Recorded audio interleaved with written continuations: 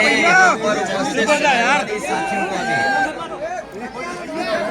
मैं आईडी पर करो भैया, आईडी पर करो प्लीज। भाई आईडी पर करो। आप लोगों से एक ही बात और निवेदन करना चाहता हूँ भैया थोड़ी डाउन कर लो आईडी। कि जो सरकार चल रही है ये सरकार किसानों और गरीबों की सरकार नहीं है। अगर किसानों और गरीबों की सरकार होती तो अभी उनके बीच में खुशहाली के लिए कार्यक्रम बन रहे होते। हमारे गांव में रहने वाले लोग, किसान, गरीब और खासकर नौजवान, इतने बजट आ चुके हैं। इस सरकार के लगभग सभी बजट आ चुके हैं, केवल एक बजट बचा है जो आखिरी बजट आना है। पिछले 9 बजटों में अगर हम देखें तो हमारे किसानों के लिए कुछ नहीं सरकार कर पा रही है। और अगर किसानों के लिए कुछ किया होता तो अभी तक की डबल इंजन की सरकार में गांव की तस्वीर कुछ और होती। यही सरकार जो खाद नहीं दे पा रही है, ये सरकार समय पर बीज उपलब्ध नहीं करा पा रही है, यही सरकार बीजेपी की कीटनाशक दवाइयां नहीं दे पा रही है। अगर हमारे किसानों का नुकसान हो रहा है तो उसकी भी सरकार भरपाई नहीं कर पा रही है। किसानों को जहां मेहनत करके अपनी फसल तैयार करने का मौका मिलता है, वहीं 2 सींग वाले भी परेशान कर रहे हैं। हर खेत की रखवाली करनी पड़ रही है और हमारे बड़े पैमाने पर बेरोजगारी है। 9 साल में इस सरकार ने नौजवानों को नौकरी रोजगार नहीं दिया। सोचिए आप, अगर नौजवान को नौकरी और रोजगार नहीं मिलेगा तो उनका भविष्य क्या है? और अगर नौजवानों का भविष्य नहीं है तो हमारे समाज का, प्रदेश का, देश का भविष्य अच्छा नहीं हो सकता है। मैं देख रहा हूं कि विधानसभा में बैठ करके भारतीय जनता पार्टी के लोग झूठ बोल रहे हैं। वो कह रहे हैं कि बिजली आ रही है, 24 घंटे बिजली दे रहे हैं, लेकिन यही कि हमारे लोग बता रहे हैं कि बिजली है ही नहीं है। और अगर बिजली आ भी रही है तो जो समाजवादी सरकार में बिजली बन रही थी, उसको महंगा करके गरीबों को दे रहे हैं, उनसे ज्यादा पैसा वसूल रहे हैं। जीएसटी बढ़ाते बढ़ाते हमारे किसानों की हर सामान पे जीएसटी ले रहे हैं, उससे उनका सामान, इक्विपमेंट सब महंगे हो रहे हैं। ये महंगाई इसलिए कि मुनाफाखोरी की वजह से है। ये सरकार मुनाफा कमाना चाहती है, लाभ लेना चाहती है। और अभी तो सुनने में आ रहा है कि अमेरिका से जो अपने मित्र बताते थे राष्ट्रपति जी को, वो भी अब इनका साथ नहीं दे रहे हैं। ये लोग हमें और आपको उलझा रहे थे ट्रिलियन ट्रिलियन कह करके, ट्रिलियन ट्रिलियन कि हम ट्रिलियन ट्रिलियन की अर्थव्यवस्था बनाएंगे। लेकिन अमेरिका से राष्ट्रपति ने कह दिया कि 21 मिलियन हमने पैसा भेजा यहाँ पर।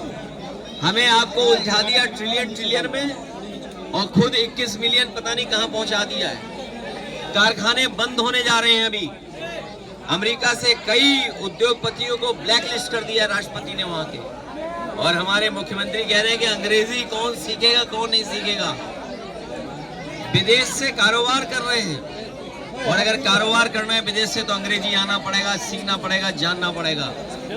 और महाकुंभ की जो व्यवस्था खराब की है उसके लिए जिम्मेदार मुख्यमंत्री खुद हैं, क्योंकि खुद ही वहां जाकर के बार बार निगरानी करते थे, निरीक्षण करते थे। अगर निरीक्षण करते थे तो किस बात का निरीक्षण करते थे? जो लोगों की जान गई है सब कुंभ में, उसकी सूची नहीं दे पा रहे, नाम नहीं बता पा रहे। जो खोया पाया केंद्र में है वो भी नाम नहीं दे पा रहे, क्योंकि सरकार डरी हुई है। क्योंकि नाम देते ही उनकी सच्चाई सामने आ जाएगी, कितने लोगों की जान गई है। लोग थक हार करके चले गए। और ये गिद्ध वाली बात जो कह रहे हैं, मुख्यमंत्री जी ने गोरखपुर में गिद्ध के लिए एक कुछ बनाया है। गोरखपुर वाले और हम लोग जानना चाहते हैं कि ये गिद्ध के लिए क्या बनवा लिया है गोरखपुर में आपने? वहीं रहेंगे। गिद्ध का प्रजनन सेंटर बनाया है और गिद्ध की बात कह करके ये साबित कर दिया है। और आखिरकार गिद्ध को कह करके किसको अपमानित कर रहे थे?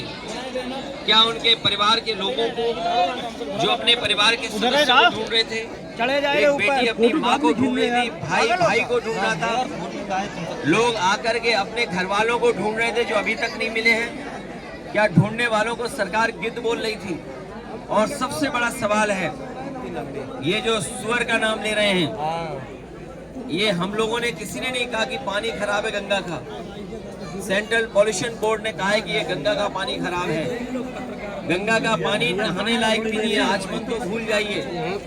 तो सोचिए सरकार किसको सुअर कह रही थी।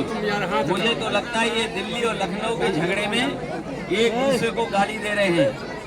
अगर उत्तर प्रदेश के बोर्ड कह रहा है, उत्तर प्रदेश का पॉल्यूशन बोर्ड कह रहा है कि पानी साफ है, और दिल्ली का पॉल्यूशन बोर्ड कह रहा है कि पानी खराब है, तो इसका मतलब है लखनऊ वाले दिल्ली वालों को सुअर कह रहे थे। ये जिम्मेदारी किसकी है? ये जिम्मेदारी दोनों सरकारों की थी। ये डबल इंजन नहीं, डबल ब्लंडर वाली सरकार है। इंजन टकरा रहे हैं, डब्बे टकरा रहे हैं, और जनता भी इंतजार कर रही है कि इस बार इसके बाद जब चुनाव होगा, सूखे पत्ते की तरह भारतीय जनता पार्टी का सफाया हो जाएगा। भाषा संसद में यूज हो रही है सुअर और गिद्ध वाली, ये भाषा क्या भगवा कपड़े पहनने से ही कोई योगी हो जाता है क्या? और हमारे भारत के लोग और खासकर गांव के लोग रामायण को जानते हैं, देखते हैं रामायण को। वो ये भी जानते हैं कि सीता माँ का अपहरण जब हुआ था तो रावण भी साधु के भेष में